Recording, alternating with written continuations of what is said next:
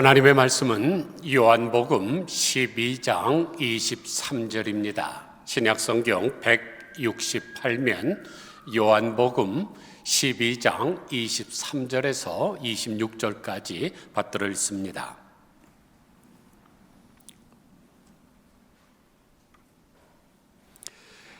예수께서 대답하여 이르시되 인자가 영광을 얻을 때가 왔도다. 내가 진실로 진실로 너희에게 이르노니 한 알의 밀이 땅에 떨어져 죽지 아니하면 한 알 그대로 있고 죽으면 많은 열매를 맺느니라. 자기의 생명을 사랑하는 자는 잃어버릴 것이요 이 세상에서 자기의 생명을 미워하는 자는 영생하도록 보존하리라. 사람이 나를 섬기려면 나를 따르라. 나 있는 곳에 나를 섬기는 자도 거기 있으리니 사람이 나를 섬기면 내 아버지께서 그를 귀히 여기시리라. 아멘.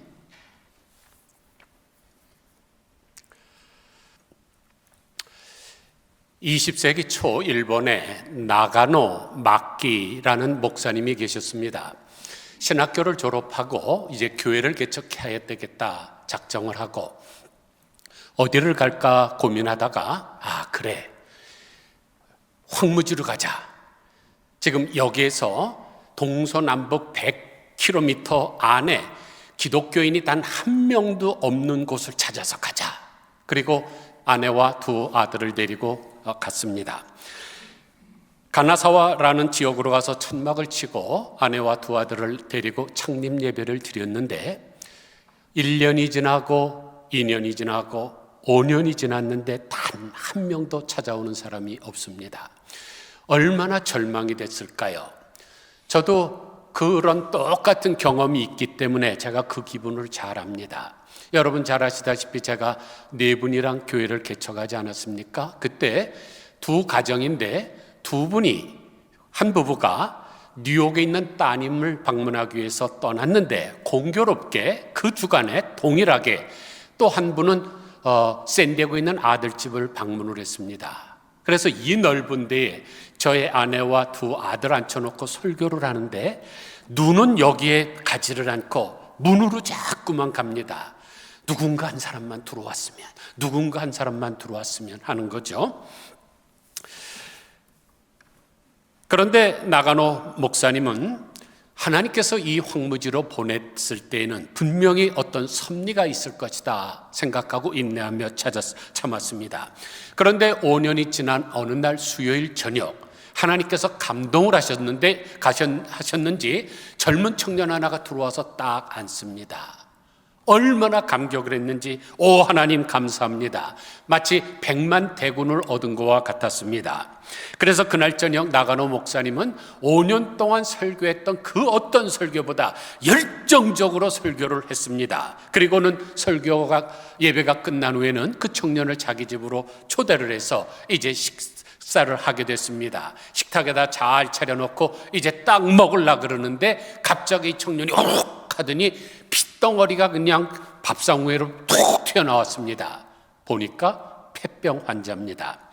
당시에 폐병은 불치병이었고 일반인과 식사한다는 것은 상상하지도 못할 일이었습니다. 그래서 나가노 목사님은 순간 갈등을 느꼈죠. 내보낼까? 그런데 마음 깊은 곳에서 울려 퍼지는 음성이 있습니다. 아니다.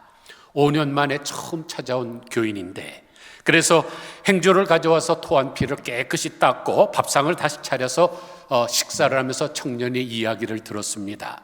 들어보니까 이 청년은 일본에서 유명한 정치인이 기생과 바람 펴서 낳은 사생아였습니다. 우리나라 말로 하면 이재명이가 어떤 기생과 불륜을 저질러서 난 애니까 그 본초 부인들이 어떻게 했겠습니까? 우리 가문에 수치다 나가 죽어라 이러면서 핍박과 수모를 줘서 정말로 견디기가 힘들었습니다. 그런데 어디선가 들려온 이 기독교 복음이 자기의 마음을 편안하게 합니다. 그래서 신학교를 갔는데 가자마자 이 폐결핵에 걸린 것입니다. 그래서 학교에서 강제 휴학을 당하고 자기가 다니던 교회로부터도 병이 낫기 전에는 출입을 삼가해 달라는 출교 요청을 받았습니다. 그리고 늘 같이 어울리던 친구들과 교우들도 다 외면하죠. 그래서 이제는 말로라는 말아도 자기에게 따뜻하게 대해주는 사람 한 사람만 만나고 싶었습니다.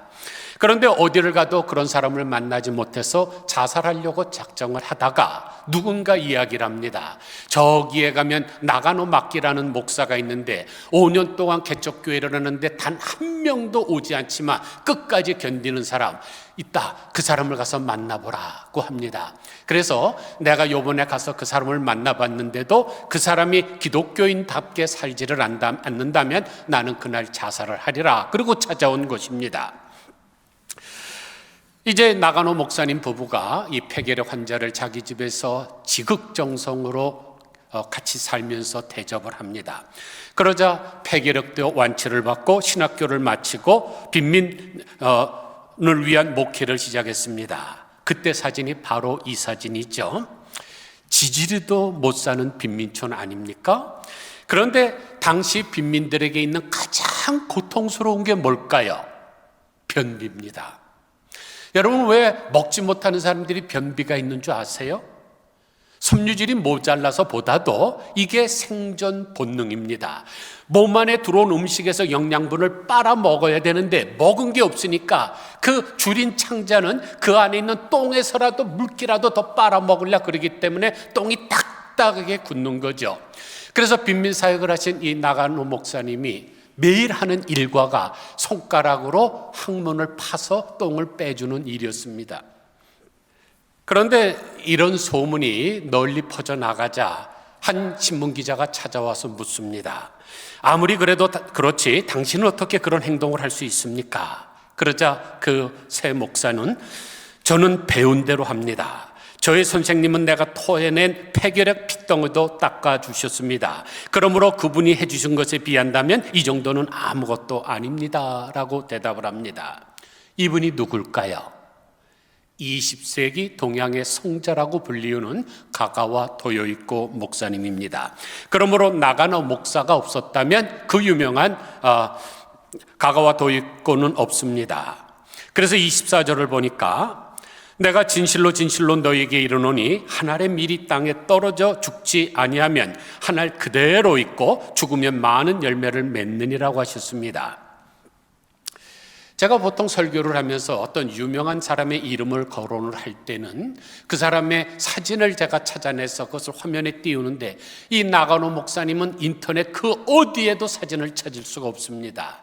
정말로 하나님의 말씀대로 빛도 없이 이름도 없이 섬기다가 간 분이죠. 그러나 한 사람이 희생함으로 말미암아 엄청난 열매를 맺었습니다. 제가 이왕 가가와 도요이코 목사님 이야기를 했으니까 한 가지만 더 하겠습니다. 이분이 중국에 건너갔습니다. 왜냐하면 당시 일본이 중국을 강점을 해갖고 난징 대학살에서 20만 명을 죽이고 그럴 때니까 자기가 양심이 있으니까 속지 않은 마음으로 중국으로 건너가서 자기가 일본 빈민촌에서 하던 그대로 그 사람들의 항문을 파서 똥을 꺼내주고 그런 사역을 했습니다. 그러니까 소문이 퍼져나가니까 장개석 총독의 부인이었던 숭메이린 여사, 송미령 여사가 그 소식을 듣고 그분을 초대를 해서 성경 공부를 하게 됐습니다. 그런데 1945년 마침내 일본이 패망을 했죠. 그래서 일본 군대와 함께 일본 민간인들이 철수해야만 했습니다. 그런데 패전 후에 일본이 점령하고 있던 나라에서 철수를 할 때 수많은 일본 사람들이 죽었습니다. 왜냐하면 일본 사람들이 악랄하게 자기들을 수탈을 했으니까 도망가는 일본 사람들을 창으로 찔러 죽이고 돌로 쳐 죽이고 그랬는데 중국이 가장 많은 피해를 입었습니다. 왜냐하면 땅덩어리가 크고 사람이 많으니까 많이 죽었겠죠. 그런데 중국에 200만 명의 일본 사람들이 있었는데 일본으로 철수하면서 단 한 명도 죽지를 않았습니다. 왜 그랬을까요? 왜냐하면 일본 천황의 항복 성명과 동시에 이 장개석 총통이 포교령 1호를 발동시켰기 때문입니다. 누구든지 철수하는 일본 사람들에게 어떠한 위해라도 가하는 자는 중형에 처한다. 그래서 한 명도 죽지 않았는데 더 더 놀라운 사실은 당시 승전국 연합군이 일본을 쪼갤라 그랬습니다. 이것들은 힘만 있으면 다른 나라를 침범하니까 일본을 분할시키자 그랬는데 지금 일본 그대로 하나로 남아있지 않습니까? 왜냐하면 당시 대표였던 장개석 총독이 반대를 했기 때문입니다. 장개석 총독은 이렇게 말했죠. 일본인들은 내 민족의 원수이다. 그러나 우리 민족을 위해 지금도 뜨겁게 눈물을 흘리며 기도하고 있을 가가와 목사를 생각할 때 나는 일본 사람들을 미워할 수만은 없다. 그러니까 한 사람의 희생으로 말미암아 200만 명의 생명이 살아났고 나라도 분할이 안 됐고 수많은 사람들이 복음을 믿게 되었던 것입니다. 그러므로 우리가 기독교 진리를 따라서 신앙생활을 한다면 우리도 희생하고 하나의 밀이 되어야 되겠죠. 그런데 오늘 본문의 배경이 어떻습니까? 인자가 많은 고난을 받고 장로들과 대제사장들과 서기관들에게 버림받아 십자가에서 죽임을 당하고 제3일에 살아나리라고 말씀하실 때입니다. 그런데 이 십자가가 무엇인가요? 십자가는 저주의 상징이죠. 신명기 21장 22절을 보면 사람이 만일 죽을 죄를 범함으로 내가 그를 죽여 나무 위에 달거든 그 시체를 나무 위에 밤새도록 두지 말고 그날에 장사하여 내 하나님 여호와께서 내게 기업으로 주시는 땅을 더럽히지 말라. 나무에 달린 자는 하나님께 저주를 받았습니다. 그래서 예수님께서도 성금요일 십자가에 달려 돌아가신 그 당일에 장사를 하지 않았습니까? 이 신명기 21장의 말씀을 성취하기 위해서죠. 그런데 예수님은 인류의 모든 죄를 짊어졌기 때문에 하나님의 눈으로 볼 때 너무나 더럽고 추하기 때문에 저주를 받은 것입니다. 그런데 십자가는 어떻습니까? 달린 사람이 금방 죽지를 않아요.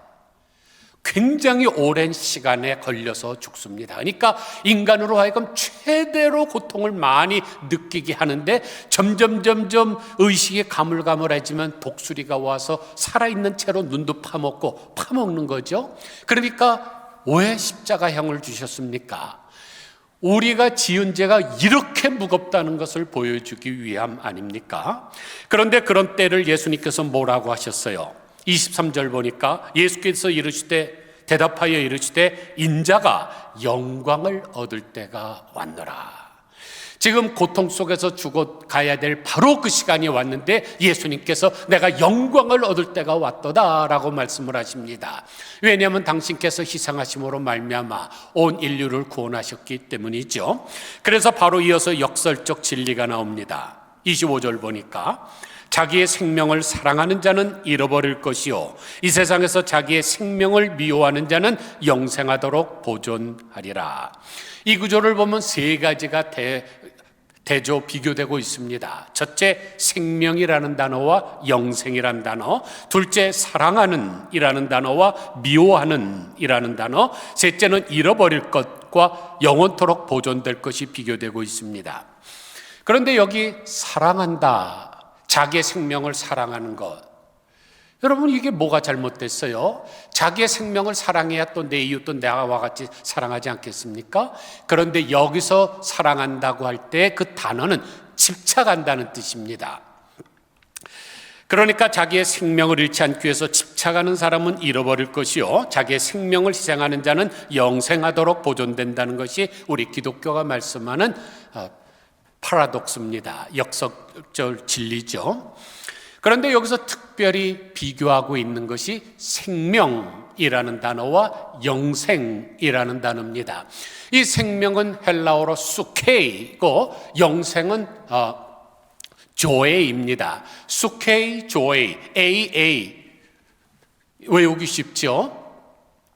그런데 이 수케이, 생명이라는 단어는 자아라고도 번역이 되는 단어입니다. 그러니까 나의 생명을 집착하는 사람은, 나의 자아를 집착하는 사람은 이라는 뜻이 됩니다. 그러므로 우리는 이기적인 나를 죽여야 하는 것입니다. 그러나 자기를 죽여서 하나님과 한번 관계를 맺은 것은 영원하기 때문에 그것을 가리켜 영생이라고 합니다. 그러므로 우리가 하나님과 관계를 맺기 위해서 제일 먼저 해야 되는 것이 있는데 그게 뭘까요? 자기 부인이죠. 왜냐하면 우리의 이 자기는 에덴 동산 타락 사건 이후에 죄로 오염되었기 때문입니다. 그래서 예수님께서도 이 땅에 육신을 입고 오셔서 가장 먼저 한 것이 자기 부인이죠. 그것을 우리가 어떻게 할 수 있습니까? 예수님은 하나님의 아들로서 지극히 거룩한 예루살렘 성전에서 탄생하셔야 마땅합니다. 그런데 이 땅에서 가장 더러운 짐승들의 먹이통인 구유에서 탄생하셨죠. 그리고 여우도굴이 있고 공중에 새도 거처가 있으되 인자는 머리 둘 곳도 없다고 하신 것처럼 정말로 비천한 삶을 사셨습니다. 돌아가실 때도 자기의 소유의 무덤이 없어서 다른 사람의 무덤을 잠시 빌려 쓰고 부활하시지 않았습니까? 이 모든 것들은 당신의 생명에 집착하지 않으셨기 때문에 가능했던 것입니다. 그런데 여기 미워한다는 말은 그 집착의 반대말, 즉 포기라는 뜻입니다. 사랑하는 성도 여러분, 지금 여러분들의 모습은 어떻습니까? 얼마나 내 생명에 집착하면서 살고 있는지요? 세상 것들을 포기하지 못하고 그것을 추구하면서 살고 있지는 않습니까? 바로 여기서 투쟁이 일어나는 거죠. 어떻게든지 다른 사람 걸 눌러서라도 빼앗고 내가 더 높은 곳에 올라가야 돼 보니까 투쟁이 일어납니다. 그러니까 항상 손이 이렇게 펴서 남을 도와주는 게 아니라 이렇게 독수리 갈고리 같이 되는 거죠. 그래서 누군가 나에게 조금만 자존심만 상하게 하면 공격적으로 나갑니다. 또 몸이 조금만 아파도 하나님 앞에 예배드리는 주일도 뚝거 먹습니다. 또 조금이라도 더 벌기 위해서 발악을 하지 않습니까? 왜냐하면 다 포기하지 못했기 때문입니다. 그러나 예수님께서 우리를 부르신 목적이 무엇입니까?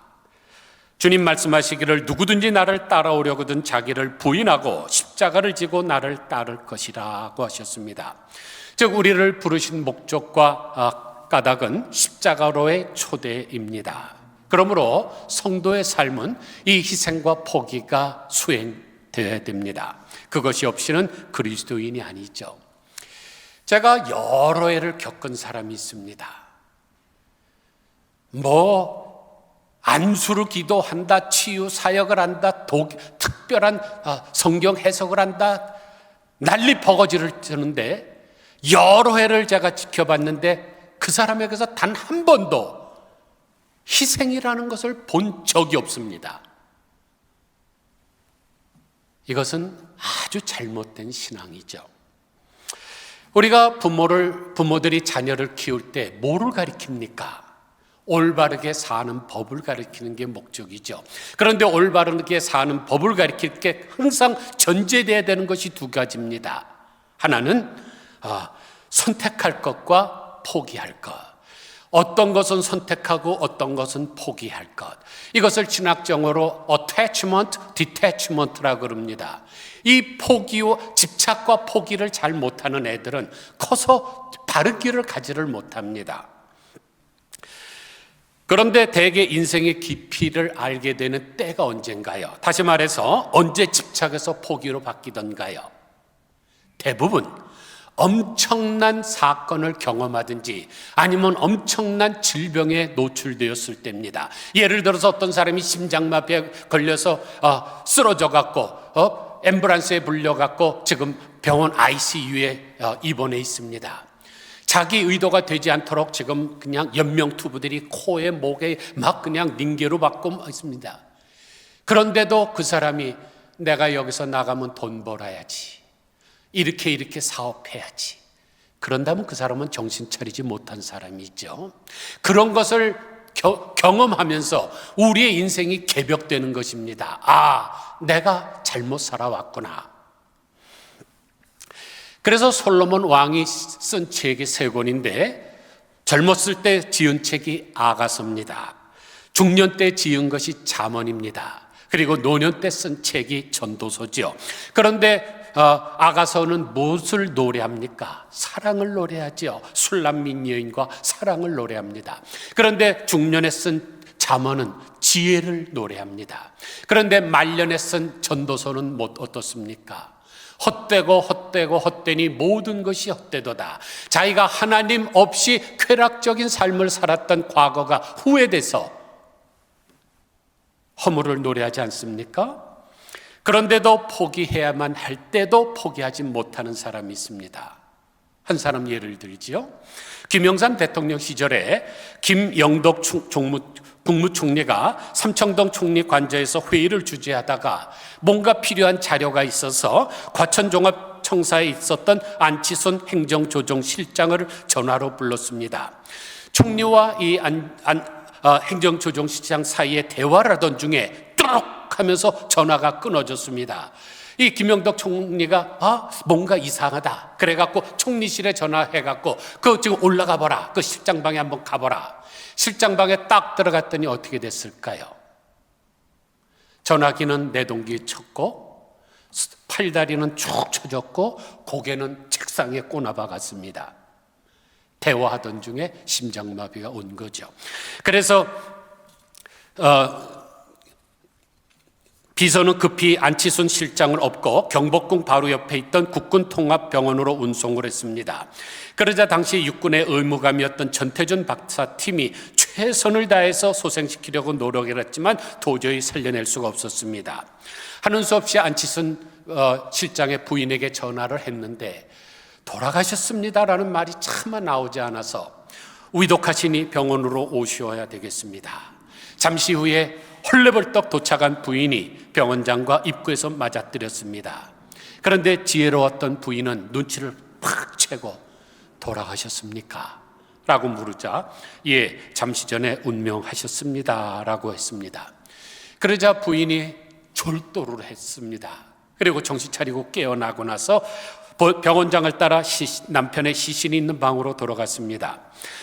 남편은 하얀색 시트로 덮여 있었죠. 부인은 시신 옆에서 소리내어 통곡을 했습니다.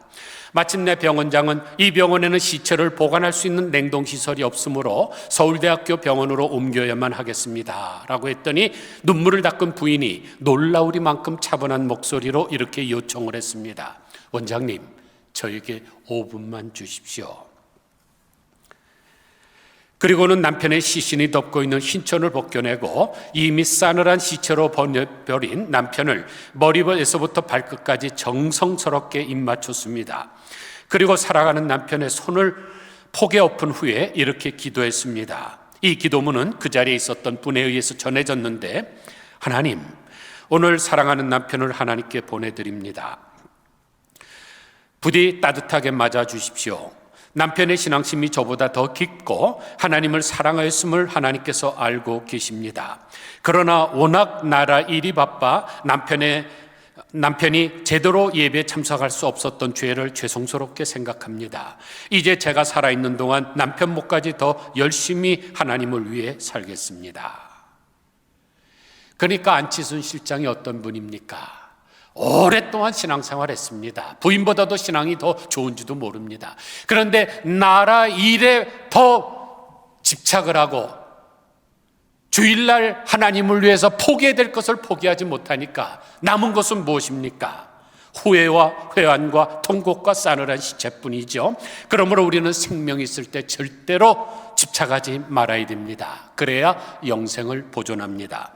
26절 다시 보세요. 자기의 생명을 사랑하는 자는 잃어버릴 것이요 이 세상에서 자기의 생명을 미워하는 자는 영생하도록 보존하리라.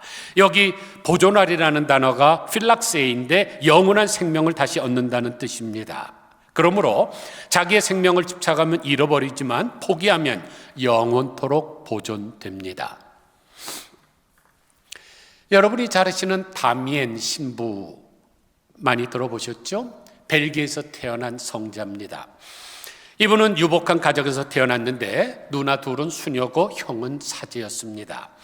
그래서 형의 영향으로 신부가 된 이 다미에는 하와이 군도, 그러니까 하와이에 있는 큰 섬 옆에 있는 작은 섬 몰로카이로 가게 됩니다.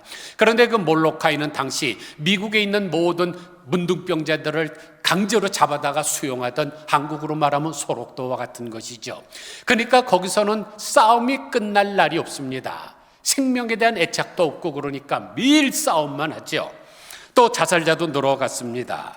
그러나 다미엘 신부는 그들에게 하나님의 말씀을 전파하고 소망과 위로를 주려고 노력했지만 그들은 항상 냉담하면서 비웃었습니다. 뭐? 하나님의 사랑? 그것은 당신과 같이 건강한 자들이나 믿고 외치는 잠꼬대야. 우리는 희망도 없고 기쁨도 없어. 이렇게 살다가 죽어갈 뿐이지 내세에 대한 소망은 전혀 없어. 그 말을 들은 다미엘 신부는 잠을 잘 수가 없었습니다. 그래서 하나님 앞에 기도를 하지요. 하나님, 나도 나 환자가 되어 저들을 하나님께로 인도하는 도구로 써주소서. 그런데 정말로 얼마 후에 몸에 문둥병이 발병하기 시작을 했습니다.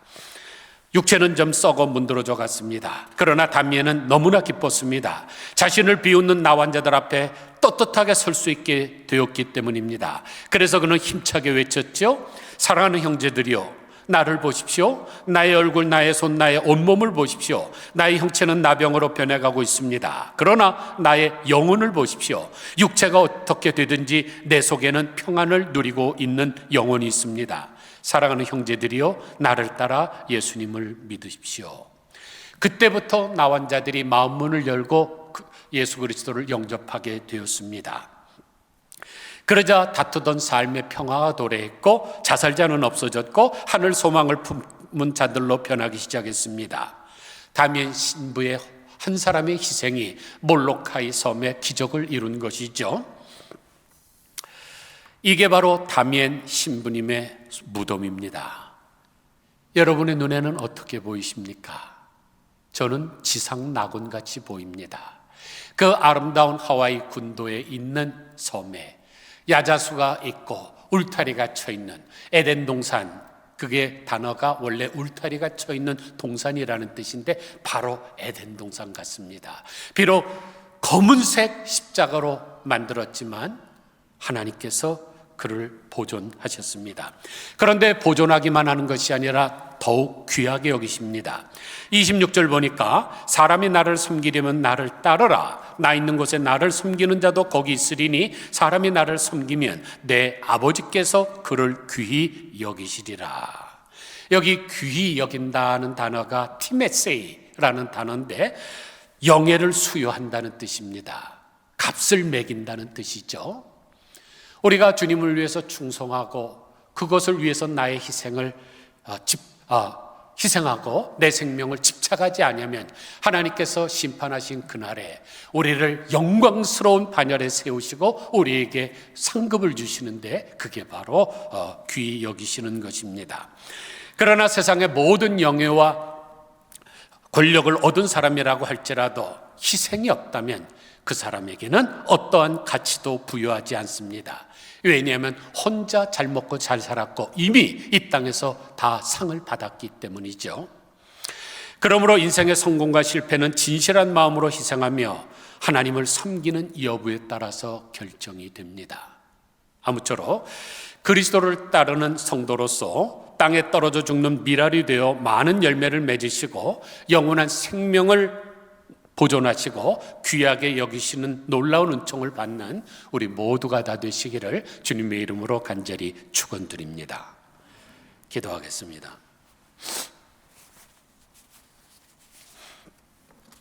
하나님 아버지, 2000년 전에 발견된 씨앗, 2000년 동안 말라 비틀어졌으니까 얼마나 보잘것없겠습니까? 그런데 그것을 땅에 심으면 거기서 반드시 생명이 움트고 줄기가 나고 가지가 나고 열매가 나고 꽃을 피우는 것 우리가 잘 압니다. 하나님 아버지, 우리도 나가노 마키 목사나 가오와 도요 있거나 다미엘 신부처럼 나의 생명에 집착하지 아니하고 희생하게 되면 많은 열매를 맺게 될 것이고 하나님 앞에 존귀 보존되고 또한 귀하게 여김을 얻을 수 있는 것을 믿나이다. 하나님 아버지, 오늘 성찬식에 참여하면서 우리 주님께서 하나님의 미리 되셔서 우리의 모든 죄를 사유하시고 인류를 구원하신 것을 본받아서 이 고난주간 또 종료주일 어디서 무엇을 하든지 저 사람을 바라보면은 희생이 떠오르는 그런 삶을 살게 하여 주옵소서. 내 딴에는 이 땅에 명예를 얻고 재물을 많이 가졌고 뭐를 했다 할지라도 하나님의 눈에 희생과 포기가 없다면 헛된 인생을 산 것밖에 없는데 안치순 실장같이 되지 말게 하시고 내가 포기해야 될 때 과감하게 포기하게 하여 주시고 또 집착을 버릴 때 집착을 버릴 수 있는 저희들 되게 하여 주옵소서. 예수 그리스도의 거룩하신 이름으로 간절히 기도드리옵나이다. 아멘.